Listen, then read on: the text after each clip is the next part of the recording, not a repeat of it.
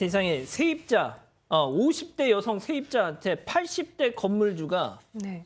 성착취 동영상을 이 폰으로 보냈어요. 맞습니다. 이 50대 여성 남편을 잃고 혼자 식당을 꾸려나가고 있었다고 합니다. 아, 예. 남편을 잃었군요. 남편을 잃고 이제 그 건물입니다. 그 건물에 80대 건물주가 어느 날 갑자기 이상한 문자 메시지를 보냈습니다. 아하. 뭐 월세를 올려달라는 것도 아니었고 임대차 계약 메시지 이런 것도 아니었습니다.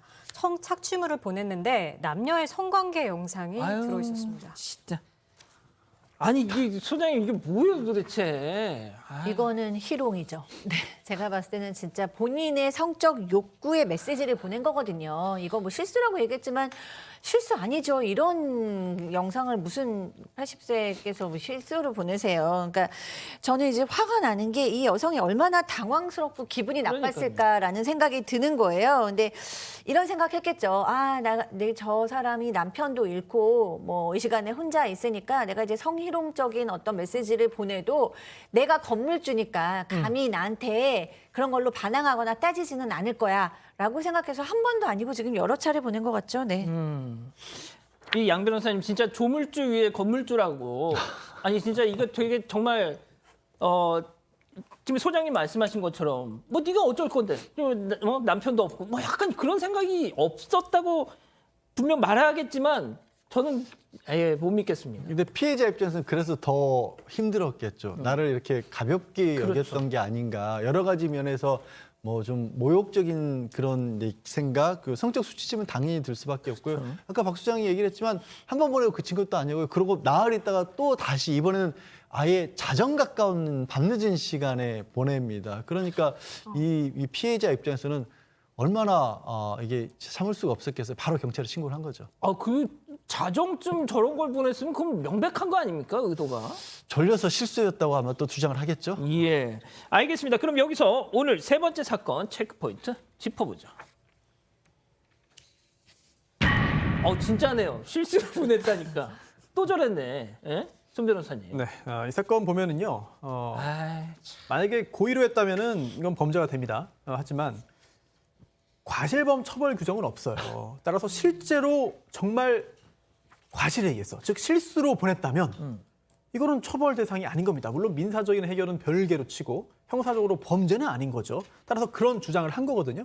그러면 법적 조력을 좀 받았나 보네요. 또는 실제로 실수였을 가능성도 일단 2단계에서 배제하면 안 되는 거잖아요. 예. 그렇다면 실수냐 아니면 정말 어떤 고의에 의해서 보낸 것이냐 이걸 따져봐야 되는 것인데 사람이 뭐 신이 아닌 이상 누구의 마음속에 들어가서 그때를 그대로 확인할 수는 없잖아요. 하지만 그렇다고 해도 판단을 해야 되기 때문에 여러 가지를 봐야 됩니다. 또 첫 번째, 2번 보냈습니다. 예. 그것도 4일 간격이 나 있거든요. 그렇다면 이거는 실수일 가능성이 현저히 낮아지는 것이고요. 그리고 또 실수라고 한다면 실수 어떻게 하다가 한 실수인지를 말을 해야 돼요. 그게 믿을만 해야 됩니다. 그렇죠. 내가 이걸 어떻게 입수해서 뭘 하다가 실수로 왜 그 사람에게 뭘 어떻게 하다가 눌러서 실수로 갔느냐. 이게 납득할 만해야지 수긍이 가는 건데 그렇죠. 이거는 피의자와 피고인이 해야 할 몫이 되는 거죠.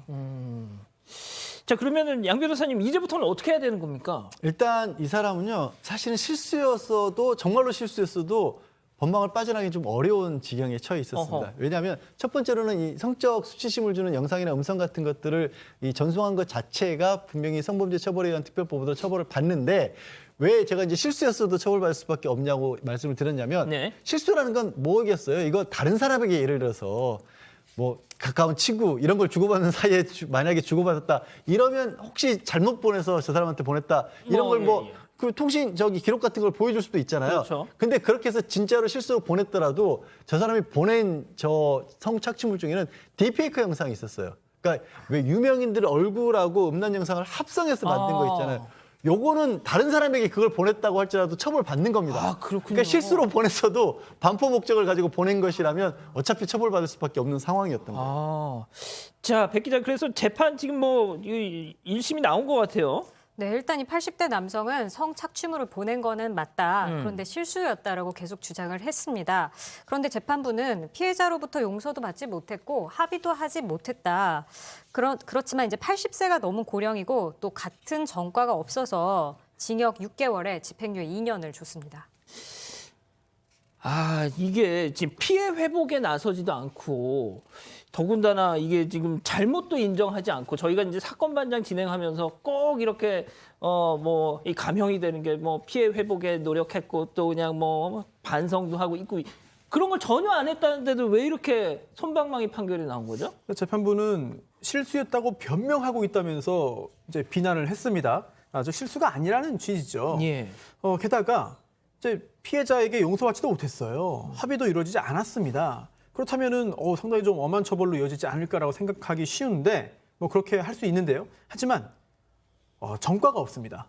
동종 전과가 없는 거예요. 그리고 연령도 고려됐습니다. 이제 80살 넘은 고령이기 때문에 이런 부분까지 유리한 정상으로 참작을 해서 징역형을 선고하되 그 집행을 유예했습니다. 소장님 아까 그러니까 저 피해 여성분의 어떤 입장에 대해서 말씀해 주신 것 중에 제가 귀에 쏙 들어온 게 그러니까 성적 수치심을 느낀 거는 그건 기본이고 네. 가장 저도 이제 제가 생각했을 때 저분은 아니 내가 우리 남편 뭐 돌아갔다고 네. 이 사람이 지금 나 무시하는 거가 이게 정말 큰 그거였을 것 같아요. 네, 희롱하고 전 농락했다고 생각을 해요. 그러니까 이제 남편이 없기 때문에 혼자 있다라는 상황도 저는 충분히 악의적으로 농락의 그 고려 대상이 됐다라고 생각하고 또 하나는 솔직히 자영업을 하거나 어떤 건물에 사는 사람이 집주인이 뭐 나가라거나 뭐 이런 메시지를 보내면 굉장히 불안하지 않겠어요? 그럼요. 생존에 대한 그것도 사실이잖아요. 그러니까 그런 것들이 저는 좀 굉장히 괘씸하다. 그러니까